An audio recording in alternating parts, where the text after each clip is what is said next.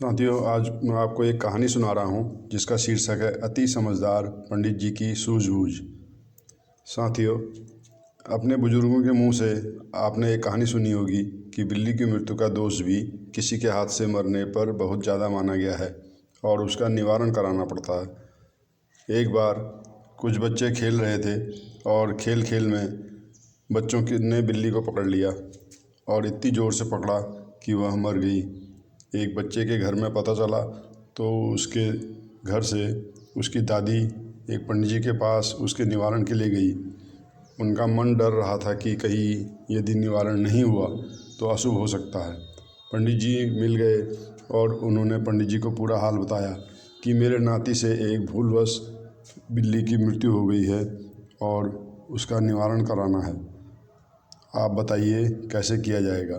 पंडित जी ने दादी की पूरी बात सुनी और उनको पूरी सामग्री लिखा दी।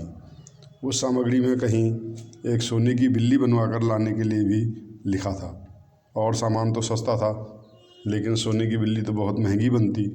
तब अचानक दादी को ध्यान आया कि उन खेल रहे बच्चों में पंडित जी का बेटा भी शामिल था, लेकिन शर्म और पंडित जी के सम्मान की वजह से वह पंडित जी के बच्चे का नाम नहीं कहना चाह रही थी।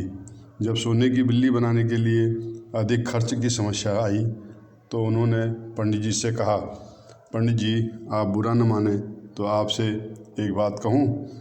पंडित जी ने कहा, कहो। पंडित जी, उसमें आपका लड़का भी खेल में शामिल था जिसमें बिल्ली मरी।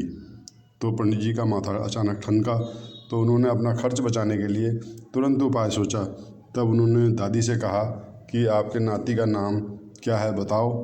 दादी ने कहा, संतोष नाम है मेरे नाती का। पंडित जी ने कहा, मेरे लड़के का नाम आनंद है। तब तो इसमें कोई दैवीय दोष नहीं होता है। और एक निम्न श्लोक कहा, बिल्ली मारन को नहीं दैविक दोषा, जब हो आनंद संग संतोषा। अर्थात बिल्ली को मारने का कोई दैविक दोष नहीं लगेगा यदि आनंद के साथ संतोष भी हो तो। इसलिए कोई अपने बच्चों का नाम भी संतोषानंद रखते हैं। लेकिन तुम्हारे मन में अब दोष का भ्रम पैदा हो गया है तो आपको एक हल्का सा निवारण तो कराना ही होगा।